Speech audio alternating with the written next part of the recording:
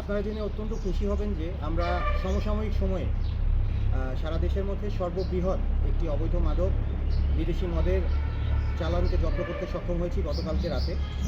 আমরা গোপন সংবাদের ভিত্তিতে তথ্যপ্রাপ্ত হই যে শেরপুর জেলার ঝিনাইগাতি থানার সীমান্তবর্তী এলাকা থেকে একটি বড় অসাধু মাদক পাচারকারী চক্র তারা বিভিন্ন অভিনব পন্থা অবলম্বন করে সীমান্তবর্তী এলাকা দিয়ে মাদক পাচার করে এদেশে নিয়ে আসে এবং বিভিন্নভাবে হাত ঘুরিয়ে তারা ঢাকা মহানগরী সহ দেশের বিভিন্ন বড় বড় শহরগুলোতে তারা সরবরাহ করে আসে।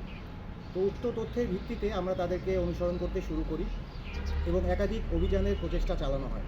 পরবর্তীতে তাদের সকল তথ্য যাচাই বাছাই এবং তথ্য প্রযুক্তির সহায়তা নিয়ে আমরা গতকালকে 23 জানুয়ারি 2026 তারিখ আনুমানিক রাত 8:30টার দিকে শেরপুর জেলার চরমুচিয়া ইউনিয়নের মকসেদপুর নয়াপাড়া সাকিনস্থ এলাকা হতে একটি ট্রাক এবং 3 জনকে গ্রেফতার করতে আমরা সক্ষম হই। গ্রেফতারকৃতরা হলেন মোহাম্মদ মিনাল মিয়া, পিতা মোহাম্মদ মোশাররফ হোসেন, মোহাম্মদ রিয়াদ হোসেন, পিতা মোহাম্মদ জাকির হোসেন, মোহাম্মদ নুরুল আমিন, পিতা মোহাম্মদ আব্দুল কুদ্দুস, যাদের সবার স্থায়ী ঠিকানা ঝিনাইগাতি থানা রোড, থানা ঝিনাইগাতি, জেলা শেরপুর।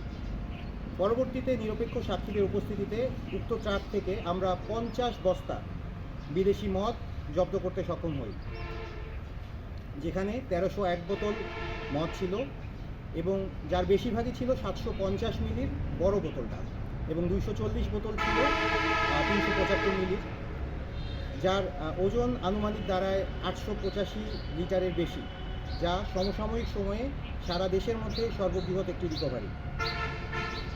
উক্ত মাদকদ্রব্য এবং জব্দকৃত ট্রাকের আনুমানিক মূল্য প্রায় 1 কোটি টাকার উপরে। গ্রেপ্তারকৃত আসামিদের বিরুদ্ধে একটি নিয়মিত মামলা রুজু করা হবে শেরপুর সদর থানায়। গ্রেপ্তারকৃত আসামি এবং জব্দকৃত বিপুল পরিমাণ বিদেশি মদ এবং ট্রাকটি হস্তান্তরের কার্যক্রম প্রক্রিয়াধীন রয়েছে। আপনারা